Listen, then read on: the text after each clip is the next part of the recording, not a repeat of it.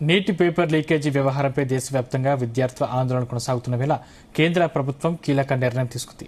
JEE, neat సహా పలు జాతీయ స్థాయి పరీక్షలు నిర్వహిస్తున్న నేషనల్ టెస్టింగ్ ఏజెన్సీలో భారీ ప్రక్షాళన చేపట్టింది. పరీక్ష పత్రాల లీకేజీకి కారకులుగా గుర్తించిన 47 మంది అధికారులను సర్వీస్ నుంచి తొలగిస్తూ ఉత్తర్వులు జారీ చేసింది. వీరిలో పలువురిపై లీగల్, క్రిమినల్ చర్యలు తీసుకుంటున్నట్లు వెల్లడించింది. ఈ చర్యను ఎన్టీఏ ప్రక్షాళనలో తొలి అడుగుగా అధికార వర్గాలు చెబుతున్నాయి. లీక్లకు ఆస్కారం లేకుండా నిపుణుల కమిటీ సూచనల మేరకు అవుట్సోర్సింగ్ విధానంలో మార్పులు చేయాలని కేంద్ర ప్రభుత్వం నిర్ణయించినట్లు సమాచారం. ఈ అంశానికి సంబంధించిన మరిన్ని డీటెయిల్స్ మా చీఫ్ న్యూస్ కోఆర్డినేటర్ రాధాకృష్ణ అందిస్తారు. రాధాకృష్ణ. Good evening Sandeep. మొత్తం దేశవ్యాప్తంగా సంచలనం రేపినటువంటి నీట్ పరీక్షా పత్రం లీకేజ్ వ్యవహారంలో ఎట్టకేలకు కేంద్రం వడివడిగా అడుగులు వేస్తా ఉంది. సో చర్యలకు పాల్పడుతూ ఉంది. ఎందుకంటే ఇటీవల కాలంలో గత పార్లమెంట్ సమావేశాలు ప్రారంభమైనప్పటి నుంచి కూడా వరుసపెట్టి కేంద్రంపై రోజు రోజుకు ఒత్తిడి పెరుగుతోంది. ఒకవైపు కాంగ్రెస్ జనతా పార్టీ, మరోవైపు ప్రతిపక్ష పార్టీలు మొత్తంగా కూడా ఈ వ్యవహారంలో బాధ్యత వహిస్తూ ధర్మేంద్ర ప్రధాన్ రాజీనామా చేయాల్సిందిగా డిమాండ్ చేస్తా ఉన్నారు. సో ఆందోళన కొనసాగిస్తున్నారు. ఒకవైపు కేంద్రం కాంగ్రెస్ జనతా పార్టీతో చర్చలు జరుపుతూనే, మరోవైపు నిన్నటి నుంచి కూడా డైరెక్ట్ ప్రధాని నరేంద్ర మోడీ మొత్తం ఈ ఎంటైర్ ఎపిసోడ్ లో కొంత రాజకీయంగా ఇబ్బందికర పరిస్థితి ఏర్పడంతో ఇక సడన్గా మోడీ ఎంట్రీ ఇచ్చి ఒక్కొక్కటి కూడా చక్కబెట్టే పరిస్థితి, అంటే రాజకీయంగా ఎదురవుతున్న ఈ ఇబ్బందుల నుంచి బయటపడేసేందుకు వ్యూహాత్మకంగానే మోడీ రంగంలో దిగిండు అని చెప్పాల్సి ఉంటుంది. ఎందుకంటే వరుసపెట్టి ఒకవైపు ఫాస్ట్ ట్రాక్ కోర్టులు ఏర్పాటు చేస్తామని చెప్పడం, ఈ రోజు కేబినెట్ సమావేశంలో అత్యంత కీలకమైన ఏదైతే పరీక్షలకు సంబంధించిన నిర్వహణ విషయంలో ఈ చట్టసభలకు సంబంధించి 2020 సంబంధించి ఎగ్జామ్ సంబంధించినటువంటి ఏదైతే నిర్వహణకు సంబంధించి సోమవారం రోజు పార్లమెంట్ సమావేశాల్లో కీలకమైన అంశాలతో కూడినటువంటి చట్టసభ బిల్లుకు ఆమోదం తెలపాలని అనుకుంటుంది. మరోవైపు ఇప్పుడు తాజాగా ఒకవైపు కొన్ని నిర్ణయాలు తీసుకుంటుండగా మరొక సంచలన నిర్ణయం తీసుకుంది. సో మొత్తంగా 47 మంది ఈ లీకేజీకు కారకులుగా గుర్తించినటువంటి 47 మంది అధికారులను కూడా సర్వీస్ నుంచి తొలగిస్తూ ఉత్తర్వులు జారీ చేసింది. సో వీరిపై కొందరిలో వీళ్ళు పలువురిపై లీగల్ అండ్ క్రిమినల్ చర్యలు తీసుకుంటున్నట్టుగా కూడా వెల్లడించింది. లీకులకు ఎక్కడ కూడా ఆస్కారం లేకుండా నిపుణుల కమిటీ సూచనల మేరకే అవుట్ సోర్సింగ్ విధానంలో మార్పులు చేయాలని చెప్పేసి కూడా కేంద్రం నిర్ణయించినట్టుగా తెలుస్తోంది. మొత్తానికైతే గత 4 రోజులు 20వ తేదీ నుంచి పార్లమెంట్ సమావేశాలు 19 నుంచి మొదలై ఆ తర్వాత నుంచి వరుసగా ఈ నీట్ వ్యవహారం చుట్టే దేశ రాజకీయాలు జరుగుతున్నాయి. ఒకవైపు పార్లమెంట్ కూడా ఉభయ సభలు ఈ అంశం చుట్టే వాయిదా పడుతూ వస్తున్నాయి. ఇలాంటి నేపథ్యంలో మరో ప్రతిపక్ష పార్టీలు కాంగ్రెస్ జనతా పార్టీ నిర్వహిస్తున్న ఆందోళన రోజు రోజుకు తీవ్రతరం అవుతా ఉన్నాయి. ఎందుకంటే దేశ రాజధానికి పరిమితమైనటువంటి ఈ ఆందోళనలు కాస్త దేశవ్యాప్తంగా ఆయా నగరాలకు పాకింది, ఆయా రాష్ట్రాలకు వెళ్తున్నాయి. సో అన్ని రాష్ట్రాల్లో కూడా ఈ మూవ్మెంట్ పెరుగుతోంది. సో ఇది కంటిన్యూ అయితే మొత్తంగా భవిష్యత్తులో బీజేపీకి అదే ఎన్డీఏ ప్రభుత్వానికి రాజకీయంగా పెద్ద ఎత్తున ఒక సవాల్ కావచ్చు, కొంత ఎదురు దెబ్బ తగిలే అవకాశాలు ఉన్నాయని చెప్పేసి చర్చ జరుగుతోంది. సో ఇలాంటి నేపథ్యంలో మోడీ ఆ పరిస్థితి మరీ తెగేదాకా తీసుకురాకుండా, ఎందుకంటే భవిష్యత్తులో రాజకీయంగా ఇబ్బంది లేకుండా కూడా కొంత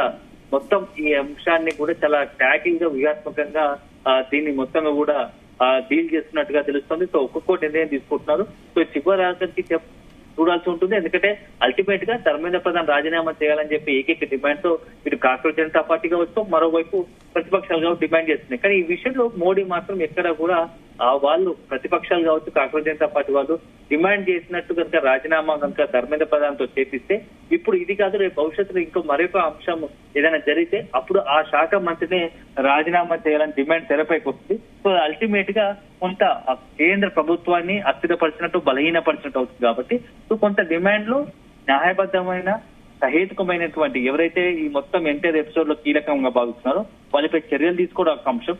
భవిష్యత్తులో ఇంకా ఈ విద్యా వ్యవస్థల మార్పులు, ఎగ్జామ్ల నిర్వహణ విషయంలో, జాతీయ స్థాయి ఈ పరీక్షల నిర్వహణలో చాలా పక్కడబందిగా ఎలాంటి నిర్ణయాలు తీసుకోవాల్సిందో దానికి సంబంధించి అనుగుణంగానే చట్టంలో మార్పు తీసుకురావడం, అధికారికంగా పార్లమెంట్ లోనే చట్టానికి సవరణ తీసుకొచ్చే మార్పు తీసుకురావడం, మరోవైపు ఫాస్ట్ ట్రాక్ కోర్టులు ఏర్పాటు చేయడం, ఇట్లా చాలా కీలకమైన నిర్ణయాలు తీసుకుంటున్నాం. అంతే తప్ప మీరు ఒక వ్యక్తిని టార్గెట్ చేసుకొని చేయడం కరెక్ట్ కాదు. సో దాని వైపు ఎట్టి పరిస్థితుల్లో కేంద్రం ఇట్లాంటి వ్యక్తుల చుట్టూ రాజకీయాలు చేస్తూ ఒత్తిడి తీసుకొస్తే కుదరబోదు అని చెప్పేసి డైరెక్ట్ ఇండైరెక్ట్ గానే మోడీ కొన్ని సంకేతాలు ఇస్తున్నాడు. సో దాంట్లో భాగంగానే మీరు చర్చించాల్సిన అంశాలు ఉంటే సో విద్యా వ్యవస్థలో ఎలాంటి మార్పులు రావాలో దానికి ఖచ్చితంగా మేము సిద్ధంగా ఉన్న ప్రభుత్వం ఆహ్వానిస్తుంది. సో అంతేగాని రాజీనామా చేయడం కొన్ని డిమాండ్లను మాత్రం మీరు ఎట్టి పరిస్థితుల్లో వైపుగా ఆలోచించకూడదు అని చెప్పేసి కూడా కేంద్రం నుంచి కొంత సిగ్నల్స్ పాస్ చేసినట్టయింది. సో ఈ రోజు వరుస పెట్టి కాంగ్రెస్ జనతా పార్టీతో కేంద్ర ప్రభుత్వం చర్చ జరుగుతూ ఉంది. ఈ నేపథ్యంలో రేపు మరొక దఫా చర్చ జరగబోతున్నాయి. సో ఏదైనా రేపు సాయంత్రం కల్లా కొన్ని సంచలనమైన నిర్ణయాలకు ఆస్కారం కూడా లేకపోలేదు చర్చ జరుగుతుంది. ఎందుకంటే గత కొద్ది రోజులుగా కూడా కేంద్ర ప్రభుత్వంలో కేంద్ర మంత్రివర్గంలో మార్పులు చేర్పులు ఉంటాయని చెప్పేసి ఓ చర్చ జరుగుతుంది. ఇలాంటి తరుణంలో ఇంకా ఏదైనా ఒక నిర్ణయం మోడీ సర్కార్ తీసుకోబోతుందా? ఎందుకంటే సాయంత్రం తాజాగా కేంద్ర రైల్వే శాఖ సహాయ మంత్రిగా ఉన్నటువంటి రవనీత్ సింగ్ బిట్టు రాజీనామా చేశారు. సో ఎందుకంటే ప్రధాని సంబంధించిన డైరెక్షన్ లో ప్రధాని సూచన మేరకు రాజీనామా చేశారు. రాష్ట్రపతి కూడా ఆమోదం తెలిపింది. దానికి ప్రధాన కారణం ఒకటి, ఎందుకంటే రాజ్యసభలో మొన్నడాక రాజ్యసభ సభ్యుడిగా ఉన్నాడు. సో రాజ్యసభ పదవీకాలం ముగిసడంతో అతన్ని మంత్రి పదవికి రాజీనామా చేయించారు. సో ఇది ఇక కేవలం ఒక కేంద్ర రైల్వే శాఖ మంత్రిగా ఉన్నట్టు రవనీత్ సింగ్ తో సరిపోతుందా? ఇంకా కొన్ని మార్పులు చేర్పులు ఏమైనా చేస్తారా? అందులో భాగంగా రేపు ధర్మేంద్ర ప్రధాన్ పేరు కూడా ఉంటుందా అనేది కూడా కొంత మేరకు కొంత చర్చ అయితే ఉంది. సో అల్టిమేట్ గా చూడాలి. ఎందుకంటే మేము అవసరాని కోసం మార్పుల కోసం చేస్తున్నాం తప్ప ఎవరి బెదిరింపులకో లేకపోతే ఎవరి ఒత్తిడి మేరకు ఈ రాజీనామాలు చేయించదలుచుకోలేదు అనే ఒక మెసేజ్ కూడా మోడీ పాస్ చేయాలన్న ఒక ఉద్దేశంతో ఉన్నట్టుగా తెలుస్తుంది. సో అల్టిమేట్ గా ఇప్పుడైతే 47 మంది అధికారులపై సీరియస్ గా ఆ చర్యలు సర్వీస్ నుంచి తొలగిస్తూ ఉత్తర్వులు జారీ చేయడం, సో మరికొన్ని నిర్ణయాలు తీసుకుగానే మరికొన్ని కీలక సంచలన నిర్ణయాలు తీసుకునే అవకాశం అయితే లేకపోలేదంటున్నారు. సో చూడాలి. ఒకటైతే మోడీ మాత్రం చాలా ఎంటైర్ ఎపిసోడ్ విషయంలో చాలా సీరియస్ గా ఉన్నట్టు తెలుస్తోంది. ఎందుకంటే ఇప్పటి వరకు గతంలో ఎప్పుడు కూడా మోడీకి ఇట్లాంటి రాజకీయంగా ఆ సవాల్ ఎదుర్కాలేదు. ఇప్పుడు నీట్ పరీక్ష రూపంలో ఒకవైపు కాంగ్రెస్ జనతా పార్టీ, మరోవైపు ప్రతిపక్షాలు, ఈ రెండూ కలిసి కొంత కేంద్ర ప్రభుత్వాన్ని మోడీని ఒక డిఫెన్స్ లో పడేసినట్టుగా కూడా ఆ పరిస్థితులు ఏర్పడ్డాయి. సో వాటి నుంచి మోడీ చాలా వ్యూహాత్మకంగా చాకచక్యంగా వాటి నుంచి బయటపడేందుకు ఒక్కొక్క అంశాన్ని తెరపైకి తీసుకొస్తూ ఒక్కొక్క నిర్ణయం తీసుకుంటూ కూడా మొత్తం ఈ యొక్క కాంగ్రెస్ జనతా పార్టీ ప్రతిపక్షాలు చేస్తున్నటువంటి ఏవైతే ఉన్నాయో దాని నుంచి మొత్తంగా బయటపడేందుకు కూడా కొన్ని నిర్ణయాలు తీసుకుంటున్నట్టుగా మనం భావించాల్సి ఉంటుంది. Thank you Radhakrishna.